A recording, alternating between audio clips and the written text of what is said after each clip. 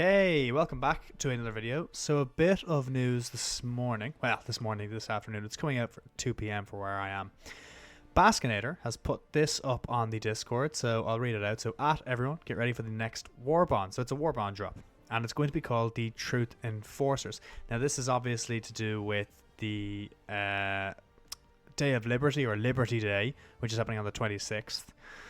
And it's going to be about, well, the truth. I obviously assume this is to do with the Ministry of Truth. But he reads, if there's one thing we love here on Super Earth, it's the truth. We've even got a whole ministry dedicated to the creation, fine-tuning, and wide distribution of it. It's about time we gave our Helldivers some Ministry of Truth-approved equipment to match our deep, enduring love of and commitment to the truth. With these tools, you will become one of Super Earth's official truth enforcers. Okay, bit of a mouthful.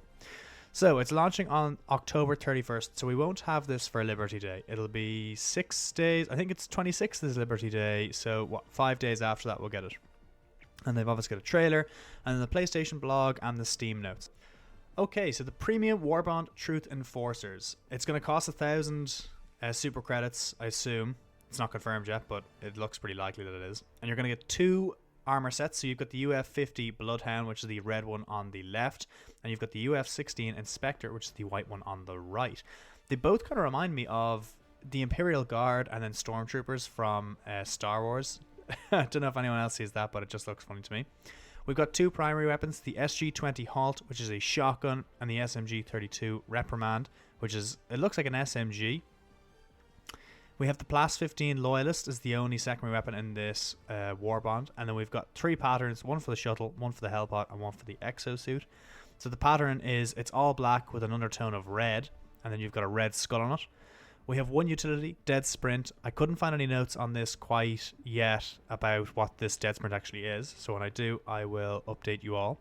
We have 1 player card, which is the Free of Thought, which goes really hard. The red and black just looks really good with the skull in the middle. We have 1 victory emote, which is the At Ease. Again, looks pretty nice. The emotes, it's a little bit different. The last couple ones we've had are handshakes and stuff like that, so this is nice. And then we've got 2 capes to go with the armor sets and 2 player banners as well. So that's all you're getting in this Warbond. No stratagems, no sport weapons, no backpacks, nothing like that in this one. Unlike the last Chemical Agents one, so little change there. But looks nice overall. Right, so if we go on to the Steam notes that the devs have written, they've got this little piece about the 2 guns. So we have 2 infallible primary weapons available in Truth Enforcers.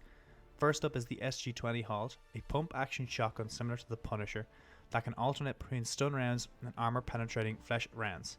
You can stun foes with accuracy and pierce through their lives with little arrows of veracity. So, just from reading that, we can tell that this gun's going to be similar to the Punisher. It's going to come with those stun rounds, but it seems like you'll have the option to switch between the stun rounds and the armor-penetrating rounds. So similar to like the autocannon's ammo, the way you can switch between the types of ammo you use now. So that's nice. So even if from watching the trailer, we can actually see that the spray of the pellets is really good. It's got that wide spray. It catches 3 of the berserkers in 1 shot. And it's got that stun effect, so they slump over once they're hit. So I'm not sure how long. It'll probably be a 1-second stun for them. But that seems really good. You know, the wide spray, you're going to be able to catch quite a lot of enemies in this. It doesn't seem like you have to be that accurate. It seems like even the 2, if you watch the clip, we've got the 2 guys on the outside. They don't seem to take the brunt of the hit, but they still get hit with maybe 1 or 2 pellets. And they get that kind of stun effect. So it doesn't look like you'll have to be super accurate with it. It kind of might just be a spray and pray gun. But the stun effect seems to be really good. Again, I'd guess that it's 1 second, but even if you're able to spray into a crowd and hit a number of targets, this stun a lot of guys at once, could be super good. You know, just from the trailer and just from these kind of reading these notes here, this could be like a really good primary when it comes out, especially for the automaton side and the bot side.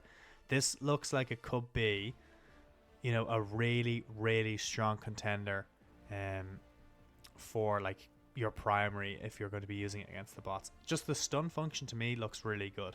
They also have a spot, or they also have a piece on the SMG-32 Reprimand. So it reads, if that's not enough raw sincerity to take them out, you've also got the SMG-32 Reprimand, which is a heavy SMG. It also has a cool slap reload, just like in the accurate true-to-life movies you love. So, that's kind of good. A heavy SMG, it could be something completely new to the game. I don't think any of the SMGs have even medium ammo piercing. I know the Pummeler has, similar to the new shotgun, it has that kind of stun effect. But this looks like it's just going to come with potentially heavy rounds. Could be really good. You know, if you look at like what they've just done with the hand cannon, where they've given that heavy armor piercing, it's a really good weapon for the bot side now. So a heavy SMG could be really, really good. It doesn't show it in the clips. In the clips, it kind of just shows that it's tearing through the smaller bots. It doesn't show it being used against any of the Devastators or even Hulks. So it's hard to pinpoint whether it is going to be heavy ammo or if it's just going to be maybe a heavier, slower firing kind of SMG. But yeah, that could be superb. You know, that could be really, really good for the bots again. The cool slap reload, I don't really mind the small kind of quirks like that. But yeah, it could be good. We'll just have to see what the rounds are like. And also, more importantly, what the ammo capacity is like. If it has the heavy armor piercing, but its ammo is rubbish, it could be crap. But yeah, again, we'll have to wait until more kind of details come about this. But first look, looks good. Yeah, definitely an interesting way to go with the SMGs. And last but not least, we have the Plaz 15 Loyalist. So it's a secondary, it's a plasma weapon, so it'll be similar to your Purifier and your Scorcher. And it seems to have two modes of fire. So it seems to have a charge function and then an individual shot function. So the charge function seems to be similar to the shotgun, where it's got that kind of stun effect. So in the trailer it shows the kind of charge up and then it hits the heavy Devastator and he gets the knockback. Now I actually don't know if you can tell from the trailer if he gets the stun effect or not. He doesn't kind of, with the stun effect they kind of slump. He doesn't really slump, so it could just be kind of the charge kind of just does a bit of knockback or kind of like stance break almost, and then you're able to use the second mode of fire to shoot him. So yeah, it looks like a nice secondary. A plasma secondary, off the top of my head I can't think if we have any plasma secondaries in the game right now. It'll probably come to me in a second if we do.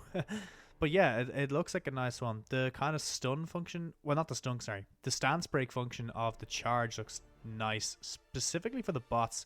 I can think of loads of spots where that'll actually be really useful. So it could be a viable option as a secondary. Again, there's no information currently on mag size or, you know, how many mags you can carry, so we'll have to wait for that to come out. But yeah, it looks good as a secondary. Definitely gets my vote. Alright, so moving away from the weapons, the rest of the trailer kind of just shows the armor suits in action, the weapons in action, the new skins on the walker. It also shows the new stance, so it looks like a pretty nice stance. It's different from the handshakes anyway, so I think we have loads of the kind of handshakes and stuff like that, so at least it's a new pose. But yeah, the rest of the trailer is more centered around the new looks for the Hellpods and the Pelicans and the walkers and stuff like that. But overall, looks pretty good. There's no new grenades or anything in this one, and this Warbond anyway. So, but yeah, it looks good. My takeaway from the trailer and from the poster art, the shotgun looks really good. The kind of the pellet spray and the stun effect from the shotgun look like they could be really, really good on the bots. Probably good against the bugs as well. I haven't even thought really about the bugs. See, the trailer only shows the bots. But yeah, it looks like it could be a really, really good shotgun. We'll just have to wait to see how many rounds you get and how many mags you get. The secondary looks really good as well. I love that kind of charge, the charge up and stun effect or knockback effect it has. And the two rates of fire also seem to be pretty good. You can charge it or you can just straight shoot it. And then the SMG, yeah, look, the SMG looks pretty good. It could be another one of those ones where it's like the adjudicator looks good in the trailer and then comes out as crap. We'll have to wait and see. I'd say from learning from previous Warbonds, I'd say it'll come out pretty good and then might get a buffer and nerf in the following weeks. The skins look nice. I like the new kind of the new title, Free of Thought. I think that's really good, and I like the symbol on it as well, so it'll probably be one that I'll rock for a while. And then yeah, like the skins, I think the Emancipator Exosuit skin is nice. It's just another one for you to choose from, really, from the set that we have now. So we have a few skins to choose from. The Hellpod, I barely see the Hellpods most of the time in the game, so I don't think it'll make much of a difference. And then obviously, yeah, the new dropship or the pelican, whatever you'd like to call it. Skin is nice as well.